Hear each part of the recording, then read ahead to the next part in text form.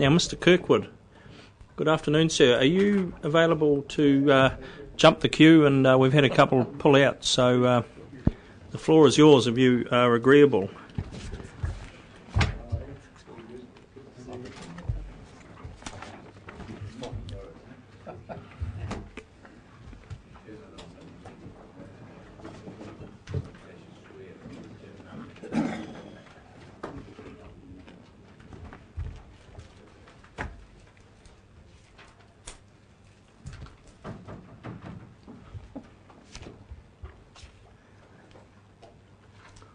No rush, sir. There's no rush.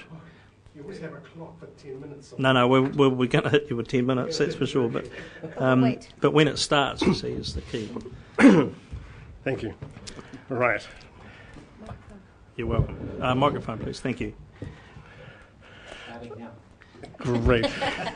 Kia ora koutou. Thank you, Mr. Chairman, for the opportunity to appear. Councillors, I greet you. I also start with an apology for the state of my submission. That was a draft that went through, and unfortunately the sanitised version, which I might have sent to you, didn't get through, but at least the issues remain. So my apologies for gaps for references and a bit of cutting out and cuts and pastes to you. I didn't mean that to happen, but it has happened. But the layout just went somewhere on the computer.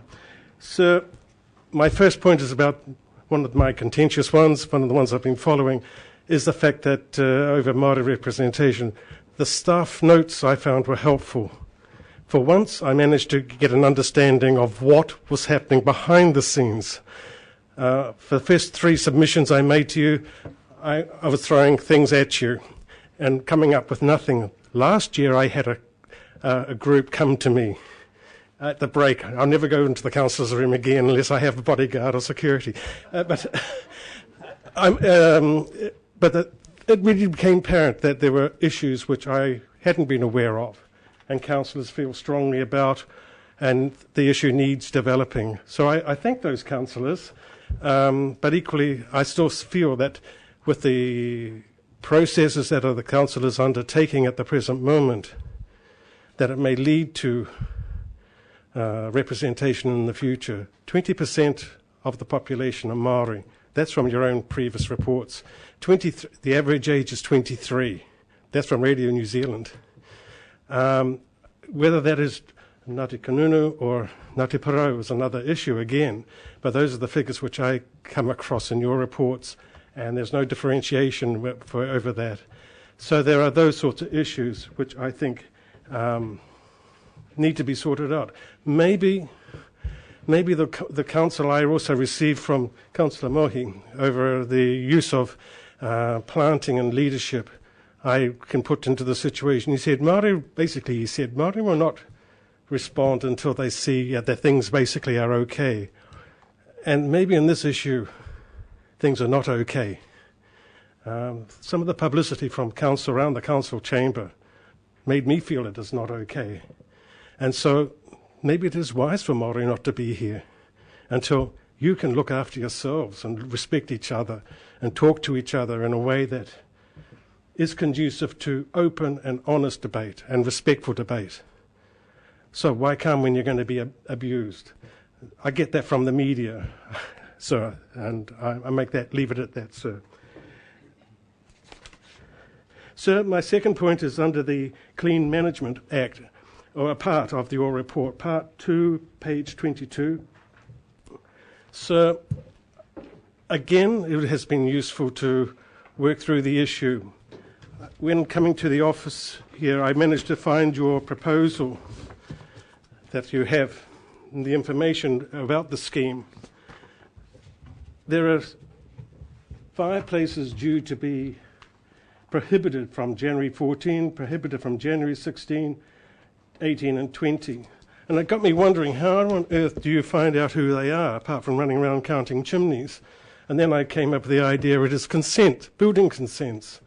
And I believe if you can tell me that building officers are able to work the building consents to find out when chimneys and the heating systems need to be changed, then it is in the powers of council officers to find the information about who do not have heating, wood-burning heating in their buildings. And I, for one, sir, as I've said to you several times to the council, have not got a fire-burning heater. And I have come to the council and I've asked you, sir, and your fellow colleagues, why should I pay for that? Now, I realise it's not a targeted rate, but it's built into the general rate. And I thank you again for the information in your reports. It's amazing what you find in the last minute, but the information is there. But, sir, the principle still stands. I don't have a heater, a wood-burning heater. So why should I pay for the sins of my fellow beings, if you like? And because I have chosen not to, I must take the expenses that come my way. I'd get no help from the council for that, but I'm asked to clean the air of those who continue to use prohibited stoves. So I make that point, sir. It's really interesting that on Tuesday, the 4th of June, in the Hawke's Bay Today, it carried an article, More Transparency Needed. And while it was dealing with the dam, I did a bit of changing of the words. The original quote was, I think that urban ratepayers will be contributing a lot and they probably don't realise quite how much. Now substitute urban ratepayers for clean air alternative burner systems and remove urban, and it would read like this, and this is not a quote. I think that ratepayers will be contributing a lot and they probably don't realise quite how much. And that is the reality.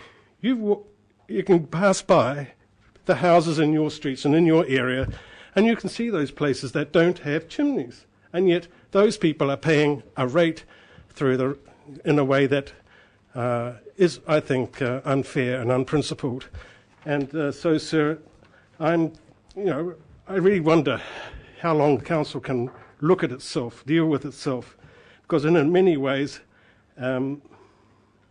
it's really become a significant burden. That is used in the staff report in terms of and related to the KEG submission that I'll refer to shortly. And so if it is possible for a staff member to write that a request for funding to help beautification with KEG is a significant burden to ratepayers of Havelock North, then equally is it not possible that it is also a significant burden to ratepayers when they come to deal with the clean air issue? So the issue is still there, sir, and that is why I have asked that I be yet again exempted from paying that part of the fee. I'm happy to pay my fair share of the rates, but why am I paying for something that I'm not using?